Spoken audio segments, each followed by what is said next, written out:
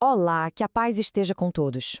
Hoje a gente vai mergulhar num detalhe fascinante, que muitas vezes passa despercebido na grandiosa história da criação. Bem no comecinho da Bíblia, nós somos apresentados não a um, mas a dois retratos diferentes do Criador. E é isso que revela a profundidade do seu caráter. Este versículo ele é o portal de toda a Escritura, não é mesmo? É o ponto de partida, onde absolutamente tudo começa. E lá, no princípio, nós encontramos Deus. Mas por trás dessa frase tão conhecida, se esconde uma riqueza, uma complexidade que a gente vai explorar juntos. E é aqui que a gente chega no coração da nossa conversa. O livro de Gênesis nos dá dois retratos do Criador. Pensa neles como duas pinturas, feitas pelo mesmo artista divino, mas cada uma com um foco diferente. Uma revela a sua majestade cósmica e a outra a sua intimidade pessoal. Vamos decifrar essa dualidade. Para a gente conseguir entender a profundidade dessa revelação, a gente precisa olhar de perto para essas duas descrições. Elas não se contradizem de jeito nenhum. Pelo contrário, elas se completam, sabe? E juntas elas nos mostram um quadro muito mais completo e maravilhoso do nosso Criador. Olha só que interessante. De um lado, a gente tem a majestade de Gênesis 1, um Deus cósmico cujo poder se manifesta na palavra. Ele simplesmente diz, haja luz, e a luz passa a existir. Incrível. Do outro lado, a gente tem a intimidade de Gênesis 2. Um Deus que se inclina, que toca o barro e que molda a sua criação com as próprias mãos. Vamos começar então com o primeiro retrato. Em todo o primeiro capítulo de Gênesis, a palavra hebraica usada para se referir a Deus é uma só. E essa palavra ela carrega um peso de majestade e de poder que é absoluto. Essa palavra é Elohim. É verdade que em outras passagens da Bíblia ela pode ser usada para deuses falsos. Mas aqui, ela descreve o único Deus verdadeiro, o Todo-Poderoso, o Deus transcendente que está muito além da nossa compreensão e que governa todo o universo com o poder da sua palavra. E para dar uma ideia da importância disso, essa palavra, Elohim, aparece, pensa só, 30 vezes na narrativa da criação só ali, de Gênesis 1 até Gênesis 2, 3. Essa repetição não é por acaso, claro, é para focar na soberania e na grandeza dele como o criador de todas as coisas. Agora, o que é realmente fascinante, e a gente vê aqui no slide, está na própria gramática hebraica. Elohim é uma forma plural. Isso não quer dizer de forma alguma que existem vários deuses, mas aponta para uma riqueza dentro do próprio Deus, as três pessoas da Trindade agindo em unidade perfeita na criação: o Pai, o Filho e o Espírito Santo. Agora vamos virar a página para Gênesis, capítulo 2, e perceber como o foco muda. Aqui, um novo nome para Deus é introduzido, e ele revela um aspecto completamente diferente do seu caráter: a intimidade, a proximidade.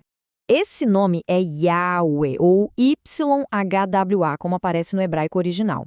Este é o nome pessoal de Deus, o nome da aliança. Sabe, enquanto Elohim fala de poder, Yahweh fala de relacionamento. É o nome de um Deus que deseja estar perto, muito perto, das pessoas que ele mesmo criou. E aqui tem uma história muito bonita. Por um temor reverente e por um respeito profundo para não tomar o nome de Deus em vão, o povo hebreu parou de pronunciar Yahweh. Eles substituíam por Adonai, que significa meu Senhor. E por causa dessa prática, com o passar dos séculos, a pronúncia exata do tetragrama sagrado, infelizmente, se perdeu no tempo. E essa proximidade de Yahweh é ilustrada de uma forma belíssima em Gênesis 2. Pela primeira vez na criação, a gente vê Deus não apenas falando, mas agindo fisicamente. Ele se inclina, ele pega o barro e com suas próprias mãos modela o ser humano. E depois sopra em suas narinas o fôlego da vida. Que cena! Então chegamos no ponto crucial. Como a gente reconcilia esses dois retratos? O Deus distante e poderoso de Gênesis 1 e o Deus íntimo e pessoal de Gênesis 2? A resposta é que a gente não precisa reconciliar, porque eles são duas faces da mesma verdade gloriosa. Elohim é o Deus da grandeza, que fala e tudo se faz. E Yahvé é o Deus da proximidade, que molda e que anseia por um relacionamento. Ele é, ao mesmo tempo, soberano sobre todas as coisas e intimamente perto de cada um de nós. O apóstolo Paulo capturou essa verdade de uma forma perfeita no seu discurso lá em Atenas. O Deus que criou o universo, que está além de nós, é também aquele em quem nós temos o nosso próprio ser. A grandeza e a proximidade não estão em conflito de jeito nenhum. Por isso, é tão importante a gente buscar essa imagem equilibrada de Deus, baseada em tudo que a Bíblia revela. Ele é sublime e soberano e, ao mesmo tempo, íntimo e pessoal. Que verdade extraordinária para a gente guardar no coração. E agora, vamos avançar para ver como tudo isso se conecta diretamente com a gente. O que essa natureza dupla de Deus significa para a humanidade, que foi criada para ser a coroa da sua criação. Diferente de todo o resto da criação, a humanidade recebeu um status único, especial. Fomos feitos à imagem e semelhança desse Deus que tem tantas facetas. Nós não somos um acidente no universo, nós somos o fruto de um plano de amor.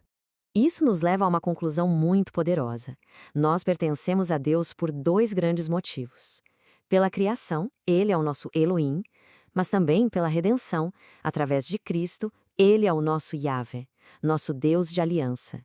Isso significa que nós pertencemos duplamente ao Senhor.